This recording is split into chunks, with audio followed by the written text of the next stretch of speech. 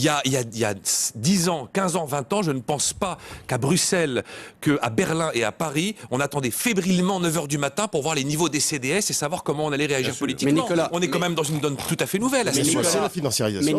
Mais Nicolas, pour une raison simple, Jean de Belot. c'est qu'on s'est depuis 20 ans abrité derrière l'existence du SME.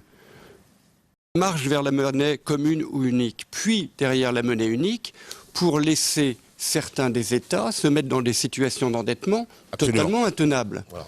Et le grand désastre de l'affaire Trichet, que ce soit en France quand il est gouverneur de la Banque de France ou du mandat Trichet européen, c'est de mettre un paravent facial monétaire qui en plus est commercialement désastreux pour les États européens dans un pays, dans un cercle mondial décrit par François tout à l'heure, où les États jouent au contraire avec l'arme monétaire d'une façon constante et dont se prive l'Europe.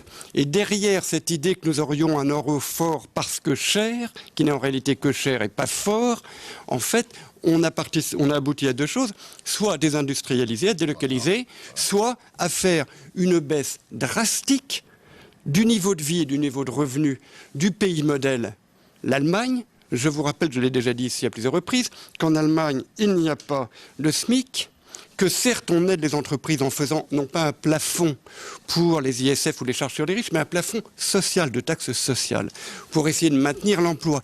Mais le modèle, dans tous les cas de la construction européenne tel que conçu là, n'a donné aucun des résultats promis et ne parvient pas. Cependant, là, on voit encore que ce sont les États qui sont les uns. Et la question de fond, c'est est-ce que les Allemands veulent accepter de payer pour les gens qui n'ont pas fait les efforts depuis 25 ans? Et on y arrive là, et on va y arriver. Et la question pour la France, elle sera est-ce qu'elle tombera du côté allemand ou du côté français? La France, je veux juste revenir sur la France, parce que la France a un écart de taux sur les marchés de 35 à 40 points de base. À peu près avec l'Allemagne, vous dites? Avec l'Allemagne. C'est-à-dire comme la Grèce avant la crise. Sur le 10 ans. C'est-à-dire que les marchés mettent beaucoup de temps. C'est pour ça que je dis que souvent que l'économie de bulle est très puissante, parce que les bulles durent très très très longtemps. Les marchés ont mis 10 ans à s'apercevoir que la Grèce, c'était pas l'Allemagne, à la faveur d'un certain nombre d'événements.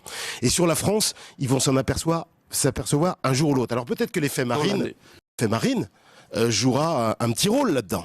J'allais vous en parler. Oui, mais l'effet marine, c'est important parce que dans son programme... si vous voulez, quand je vois qu'elle mise sur une espèce d'europhobie protectionniste, elle veut quitter la zone euro. Alors donc, si vous voulez, au niveau du pricing de risque, si je puis dire, au niveau du marché, c'est très clair. Mais Jean-Pierre, ça n'est pas pour défendre Marine, mais vous savez également qu'il y a parmi vos clients et parmi tous nos partenaires de business aujourd'hui des gens très sérieux, dirigeants du CAC 40, dirigeants d'institutions très sérieuses, qui travaillent à se préparer à l'hypothèse du krach de l'euro et de la division de l'euro. Oui, tout à fait.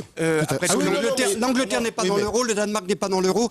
L'euro n'a pas apporté au peuple de l'euro le progrès de bien-être et de sérénité qu'il avait promis. Non, je disais simplement que l'effet marine... Il y a des gens très sérieux. Voilà. C'est quelque chose de... Non, mais c'est simplement que je disais qu'à la faveur d'un phénomène politique, les marchés finiraient par s'en apercevoir. Voilà. Parce que qu'est-ce que dit l'investisseur? Qu'est-ce que les marchés sont mauvais tout de même? En tout cas, la théorie selon laquelle les marchés disent la vérité ou la voient est une vaste fumée. Je crois à l'économie de bulle.